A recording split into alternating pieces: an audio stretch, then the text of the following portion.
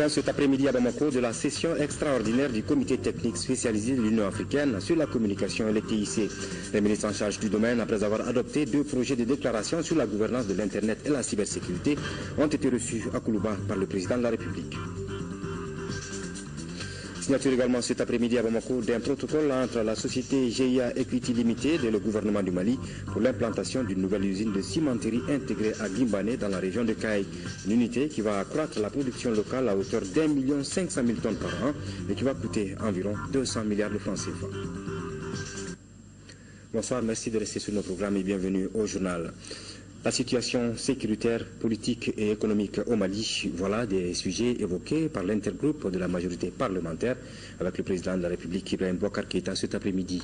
L'UNTM, qui a été reçu quelques instants après, a informé le chef de l'État de la tenue très prochaine d'une importante rencontre, compte rendu avec Amadou Sankaré que nous retrouverons certainement au cours de cette édition.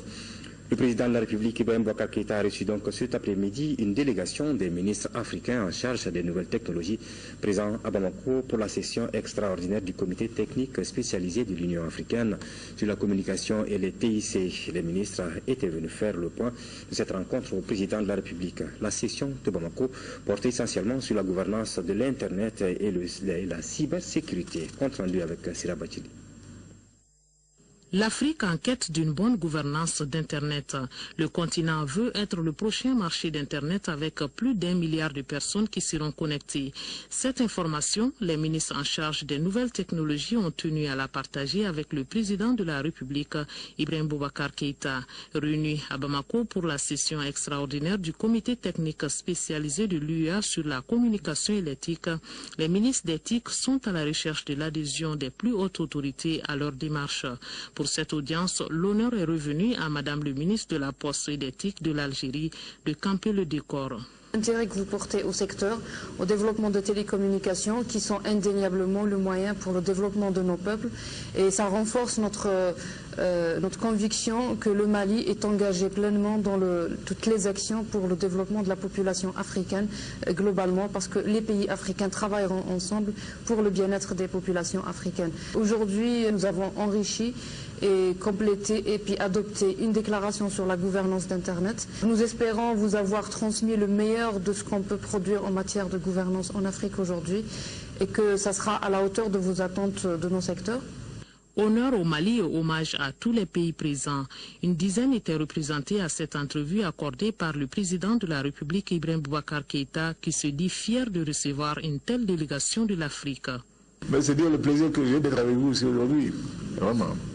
Et si le séjour à Bamako vous aura permis d'avancer dans l'appropriation par nos pays, nos gouvernements de ces technologies fabuleuses qui rendent tout facile aujourd'hui dans le monde et des choses ultra rapides en temps réel, c'est un grand bonheur pour nous dans l'exercice de nos fonctions.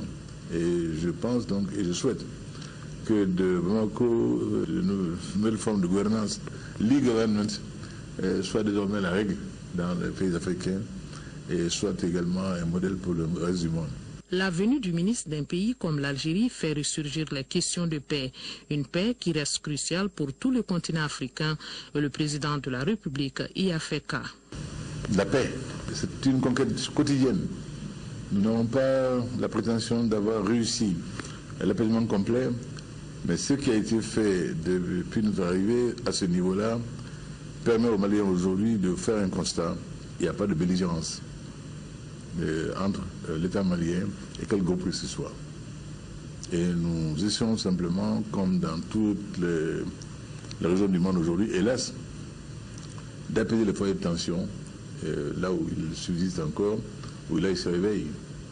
Mais nous sommes fondamentalement attachés à la paix et que nul ne doute de la volonté du gouvernement du Mali à mettre en œuvre l'accord de paix issu du processus d'Alger. Les ministres ont informé le président de la République que la session a produit 2 documents relatifs à Internet et à la cybersécurité qui attendent la validation de tous les chefs d'État en janvier 2017. Fin des travaux de la revue de la performance des projets et programmes financés par la Banque mondiale au Mali. Au terme de 2 jours d'échange, les participants se sont réjouis de la tenue de ces assises et ont formulé un certain nombre de recommandations en vue de renforcer le partenariat entre notre pays et l'institution financière. Le point de la cérémonie de clôture de Al-Dumatina, ce sera dans nos éditions de demain.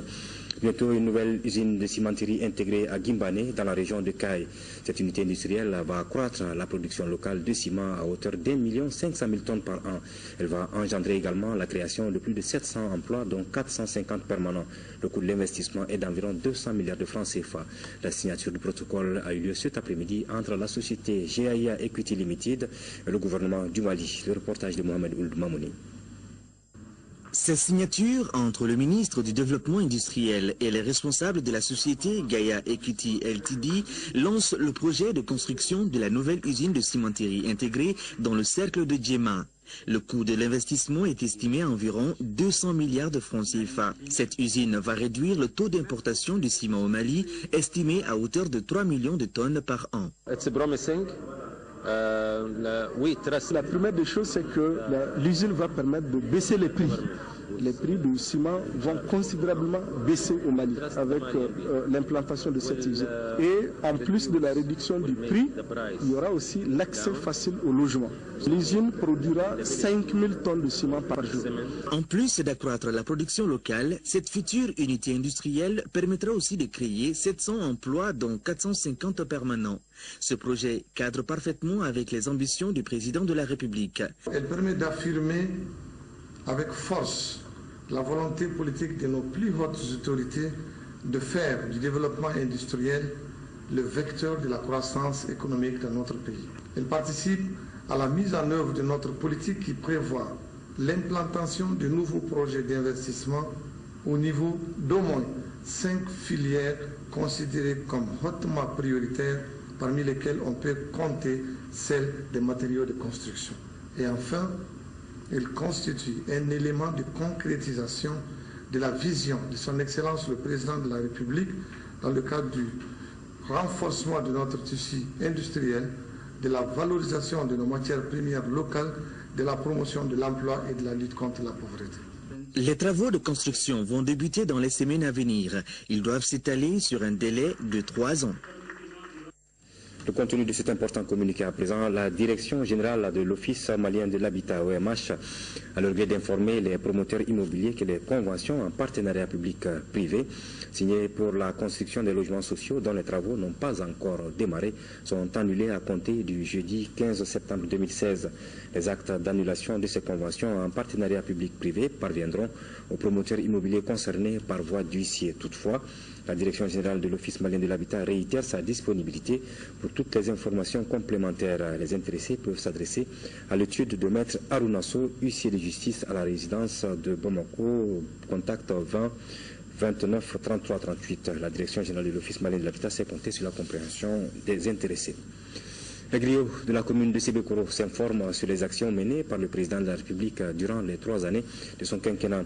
C'est à la faveur de la fête annuelle organisée tous les ans après la Tabaski à Sébékoro dans le cercle de Kita. Une délégation conduite par le chef de cabinet de la présidence Bokar Touré a pris part aux festivités. Le président du Parti social-démocrate africain PSDA a saisi cette occasion pour animer une conférence débat sur les réalisations qui ont marqué les 3 ans de Ibrahim Boubacar Keïta à la magistrature suprême de notre pays. Compte rendu de Agali Aguissa.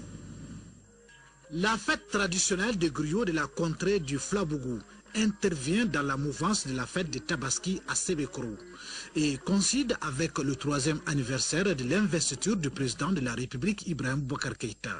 Une délégation conduite par le chef de cabinet du président de la République Boubacar Touré, accompagné de certains leaders politiques, s'est rendu pour magnifier l'événement. C'est un appel d'une société civile organisée, traditionnellement, qui veut se reconnaître des actions posées par le président de la République. Pour mieux défendre, il faut connaître, il faut comprendre.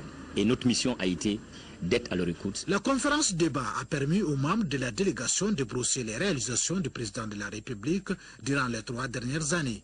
Ça a été l'occasion de passer en revue un certain nombre de chantiers, notamment les aspects politico-institutionnels liés à la signature de l'accord d'Alger, liés au statut de l'opposition renforcée. Au niveau de Kita, il y a eu principalement l'IFM de Kita, qui est un IFM de haut standing. Et ensuite, il y a eu notamment le CSRF de Kita qui a été rénové avec une extension aussi équipée. Quand j'étais président de la commission santé, on avait posé ce problème-là des IRM. On dit que l'État dépense beaucoup d'argent pour l'évacuation. Si en 2016, IBK a pu le faire, je le remercie et puis je le félicite. L'amélioration du plateau technique du centre communautaire de santé, le désenclavement de la localité ainsi que l'amélioration des conditions de vie des populations sont entre autres préoccupations soulevées par l'assistance. Nous vous le disions dans nos titres, fin cet après-midi à Bamako de la session extraordinaire du comité technique spécialisé de l'Union africaine sur la communication et les TIC. Les ministres chargés du domaine ont adopté le projet de déclaration sur la gouvernance de l'Internet et la cybersécurité. Ces deux documents seront soumis au prochain sommet de l'Union africaine en janvier 2017. 12 États membres et 3 organisations continentales ont participé à cette session. Compte rendu de Mohamed Ould Mamounou. Ce rendez-vous de Bamako représente un enjeu considérable pour l'Union africaine en vue d'une gestion harmonieuse des questions liées à la cybersécurité et à la cybercriminalité. Face aux menaces qui guettent nos pays, un contrôle efficace de cet outil de communication est plus que nécessaire. Ces préoccupations sont prises en charge dans les 2 projets de déclaration sur la gouvernance d'Internet et de la cybersécurité. Les documents ont été adoptés par les ministres chargés du domaine des TIC des pays membres de l'Union africaine.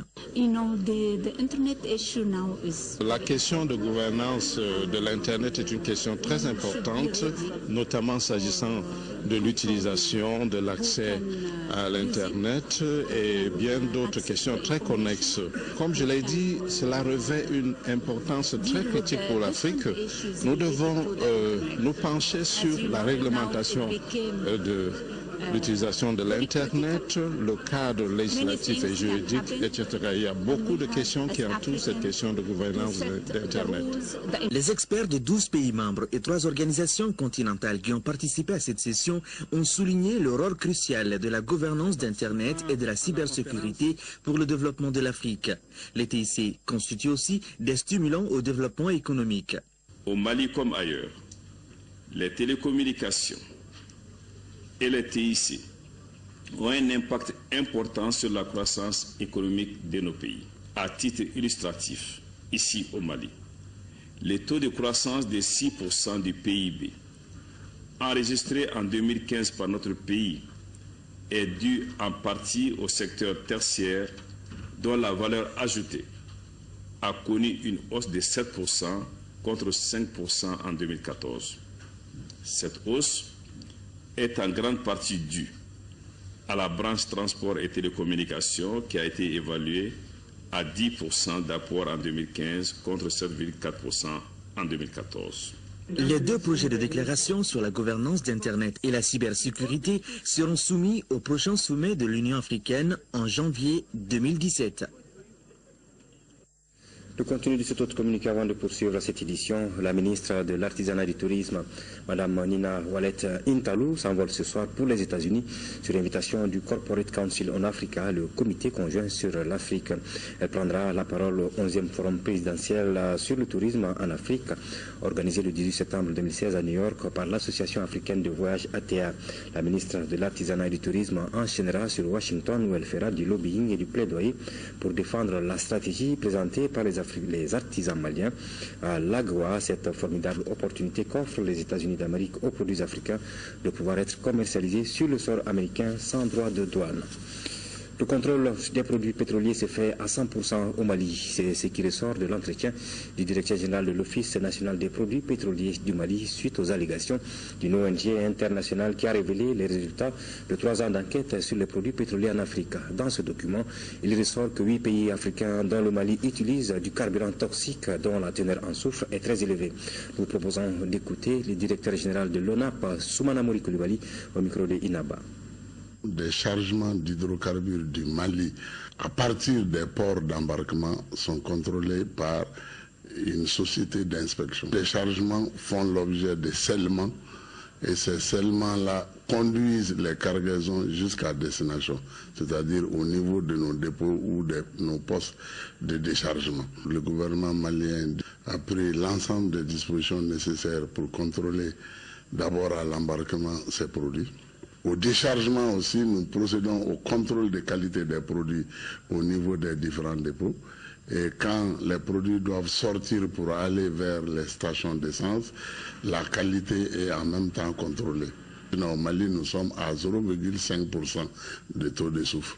Si ça c'est hors norme, qu'on nous le dise, et ça c'est les normes internationales. Et c'est ce que nous acceptons comme produit, 0,5% de taux de soufre. Et nous avons la chance que nos dépôts d'hydrocarbures sont gérés par les multinationales. La qualité du produit au Mali est irréprochable. Et dans la sous-région, les gens viennent acheter du carburant ici. Il y a beaucoup de pays, de transporteurs de la sous-région qui se ravitaillent au Mali.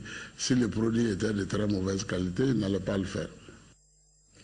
Campus universitaire du Mali, les inscriptions en ligne pour l'année académique 2016-2017 débutent le 19 septembre prochain. Avec les journalistes conviés au lancement de la procédure de préinscription, les échanges ont porté sur les techniques et les conditions d'accès aux études universitaires. Compte rendu de Fadema Keita. www.campusmali.ml, c'est le portail électronique d'orientation et de préinscription et d'accès aux études universitaires en République du Mali. Il permet aux 25 000 bacheliers de l'année académique 2016-2017 de choisir où qu'ils se trouvent leur filière. La procédure en ligne se fait par téléphone, tablette ou ordinateur. Mais avant, elle obéit à des consignes. Pour s'inscrire, ils doivent aller sur le site campusmali.ml, aller dans l'onglet offre de formation, regarder les formations qui s'y trouvent et là-bas, ils auront toutes les informations sur leur formation. Après, aller dans l'onglet candidature en ligne et faire leur candidature en ligne. Le nouveau site d'inscription en ligne dans les universités et grandes écoles évite aux étudiants de longues files d'attente et les tracasseries dont ils sont l'objet chaque année. Nous avons beaucoup besoin de sensibilisation et d'information des jeunes bacheliers. Il faut donc que l'information circule par rapport à ces inscriptions en ligne. Parce que l'inscription en ligne va commencer du 19 septembre au 30 novembre 2016. Et durant cette période, nous souhaiterions que tous les nouveaux bacheliers puissent s'inscrire pour pouvoir permettre de disposer de données fiables sur l'effectif de cette année.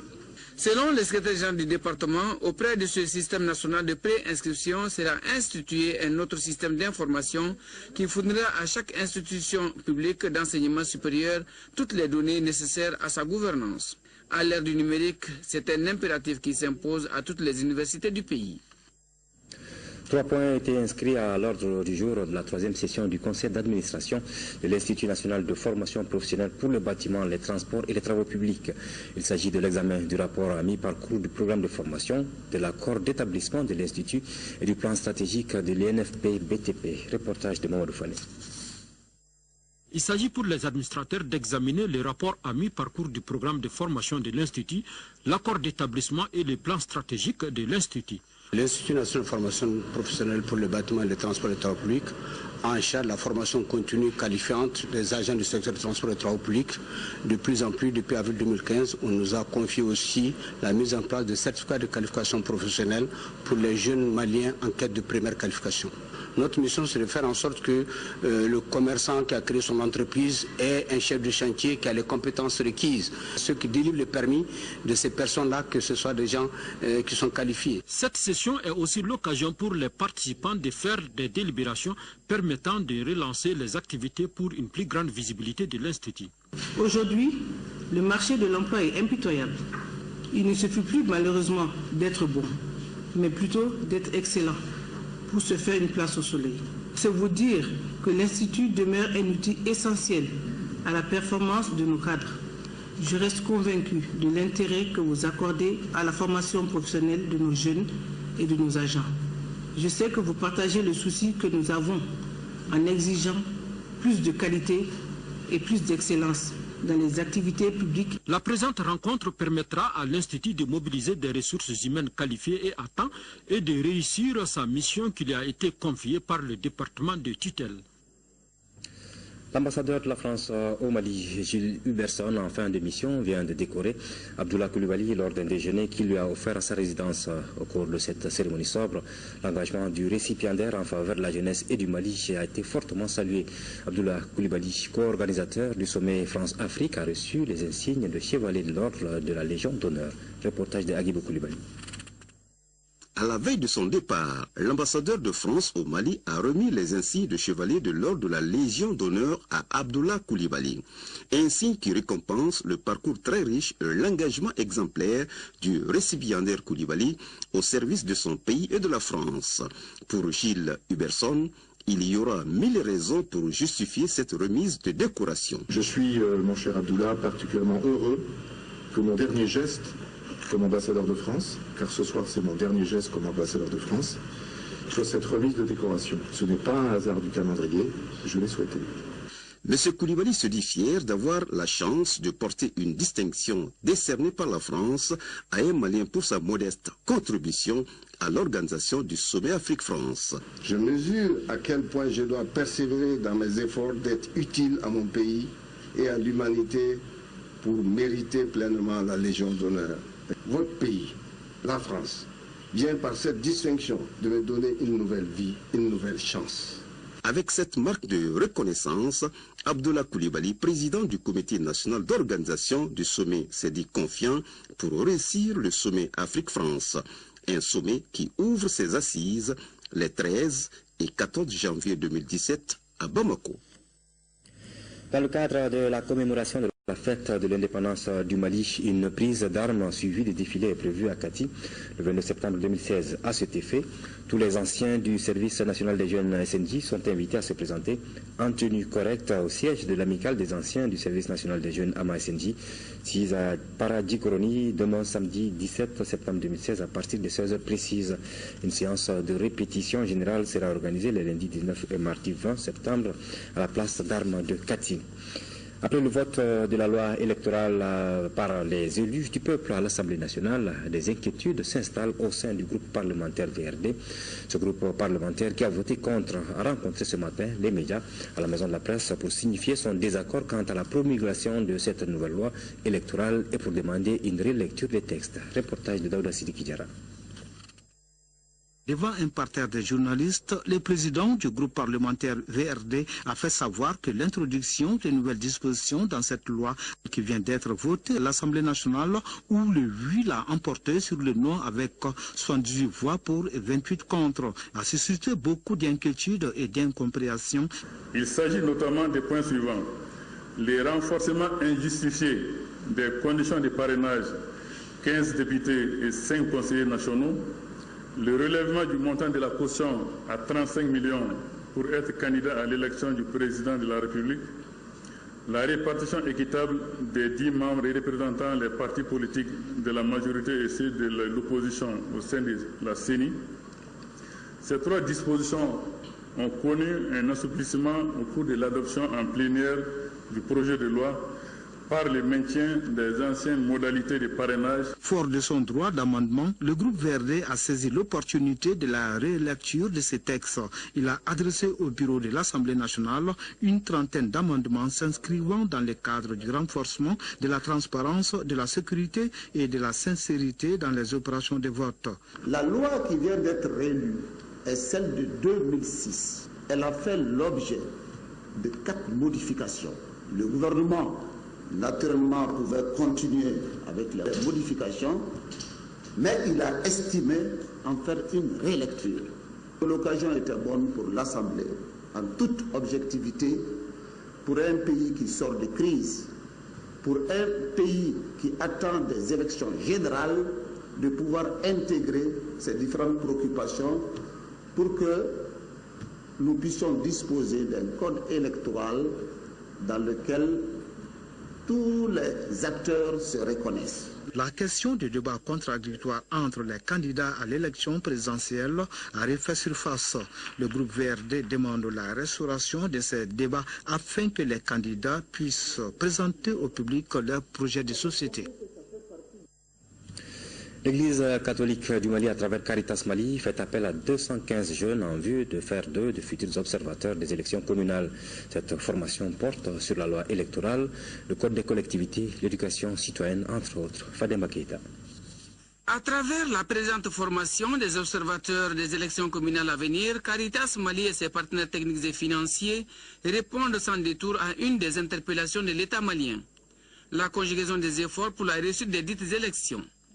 C'est pourquoi des experts d'équipes chevronnés ont été choisis pour animer les 5 thématiques qui sont les textes législatifs, le contexte socio-économique, la commune, le rôle du maire et du citoyen, la loi électorale, la sensibilisation et l'observation des élections, le guide de l'observateur. Le premier axe, c'est les enjeux et les défis. Les enjeux des élections de proximité dans un contexte de sortie de crise politico-institutionnelle et sécuritaire. Le deuxième axe, c'est la maîtrise de la notion de participation aux élections. C'est que nous avons au troisième axe qui portera sur le vote utile et la représentation utile. La réussite des élections du 20 novembre dépend en partie des observateurs formés, précise le secrétaire général de Caritas Mali. Pour cette rencontre, nous avons fait venir 215 personnes que nous allons former ici. C'est une première formation et puis nous allons dupliquer cette formation dans les régions. Nous aurons au total 428 participants pour couvrir les élections communales. Selon les initiateurs, la sensibilisation en amont à travers la formation des formateurs va contribuer sans nul doute à gratifier les Maliens d'élections libres et crédibles. En troisième région, du matériel roulant a été remis à 7 sous-préfets des cercles de Bougouni, Kolondieba, Koutiala et Sikasso pour renforcer leur capacité de mobilité. La cérémonie s'est déroulée jeudi au gouvernorat de Sikasso. Reportage de Moustapha Doumbia.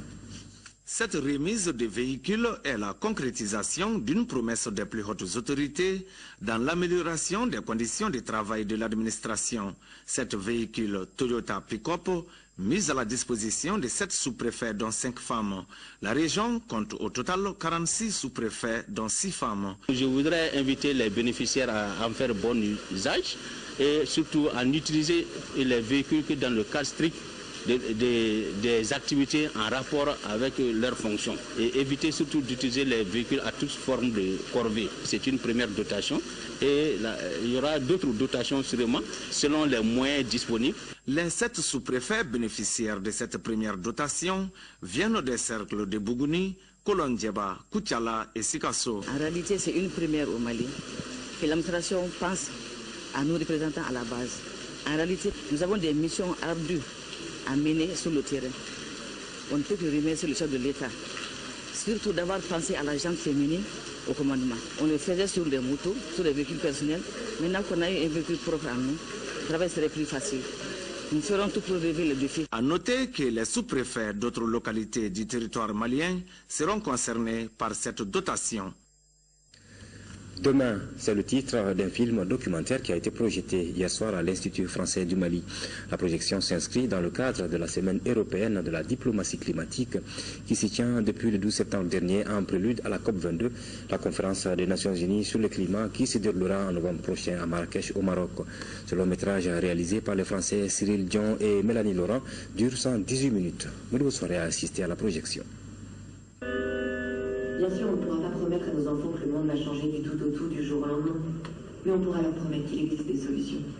Organisé par la délégation de l'Union européenne et ses États membres au Mali, en collaboration avec l'ambassade du Maroc dans notre pays et l'Institut français du Mali, cette projection de film intitulée « Demain » se veut un passage de témoin entre la France et le Maroc qui abritera le prochain sommet de la COP22. Ce film développe un certain nombre de solutions, de réponses ou de questionnements sur la manière dont nos modes de consommation, nos modes de production peuvent impacter l'environnement.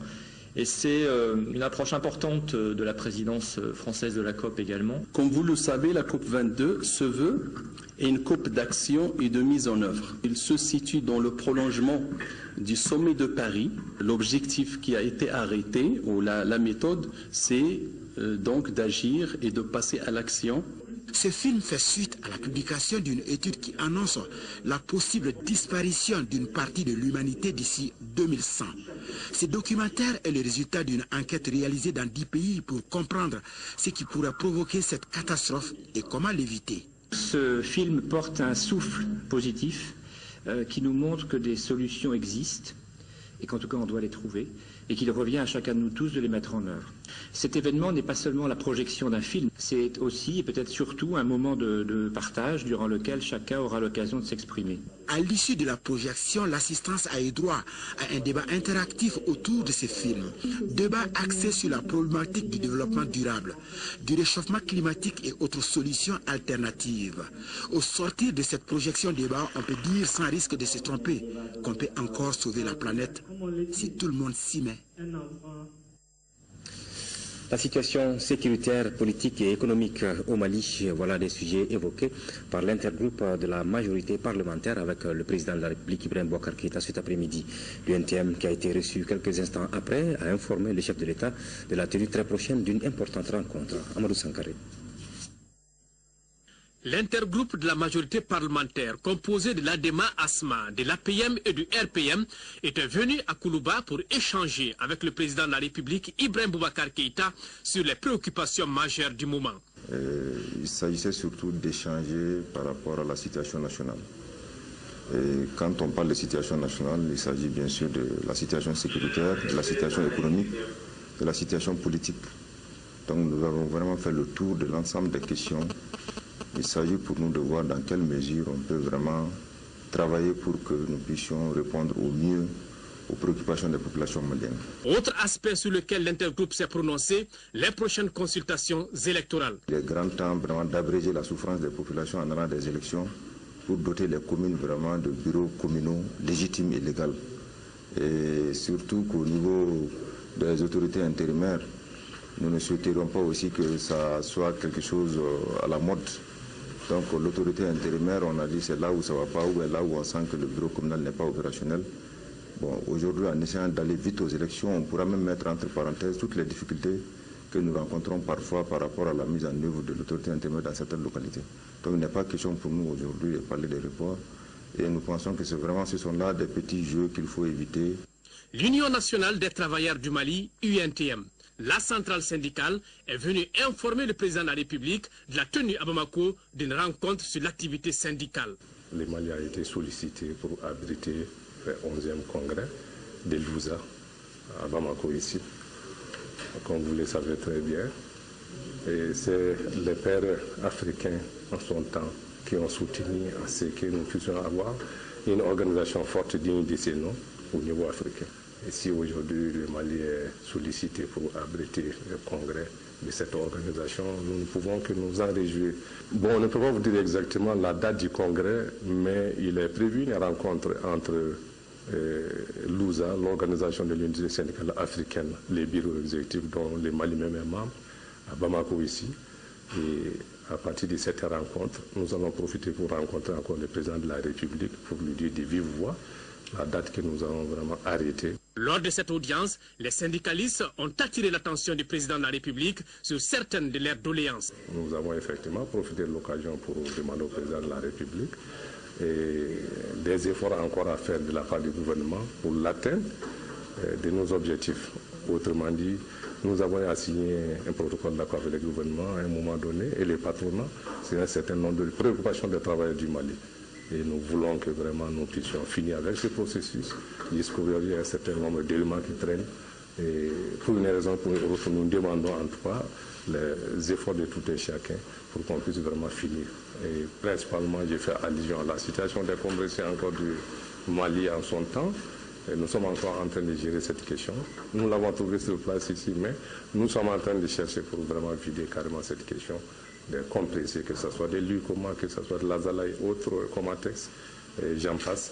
Je sais que le problème est vraiment aujourd'hui préoccupant et nous sommes en train de nous investir. Et sans tenir compte aussi que nous avons également des appréhensions aujourd'hui par rapport à la liberté syndicale au Mali aussi. C'est l'occasion également, nous avons profité pour lui dire. Et nous savons quelle est vraiment sa volonté par rapport à cette question, mais il y a des gens qui sont là, en tout cas dans nos administrations, et dans nos structures, que ce soit étatiques ou privées, qui sont à l'encontre de ces principes. L'intergroupe de la majorité parlementaire et l'Union nationale des travailleurs du Mali se sont engagés à accompagner les plus hautes autorités pour l'accomplissement de leur mission. Du sport maintenant, une forte délégation conduite par le chef de cabinet du ministre des Sports a rendu visite au CAD des Maliens qui joue dimanche contre l'Éthiopie dans le cadre des éliminatoires de la CAN de la catégorie et aux joueurs de jeu de dames qui préparent le championnat d'Afrique des Nations que le Mali abrite du 19 septembre au 3 octobre prochain. Le point avec Abdul Karim Kaba. C'est devenu une tradition. À la veille de chaque grand rendez-vous, les sportifs reçoivent la visite du département des sports. Objectif, galvaniser les joueurs pour qu'ils puissent assurer la victoire. Au nom du ministre, au nom de tout le gouvernement, dire à cette équipe que tout le peuple malien compte sur eux. Face à l'Éthiopie ce dimanche, les cadets veulent démontrer leur talent. La rencontre du dimanche est très capitale pour le Mali et parce que le hasard a voulu que le match aller se joue chez nous et le match retour chez l'adversaire.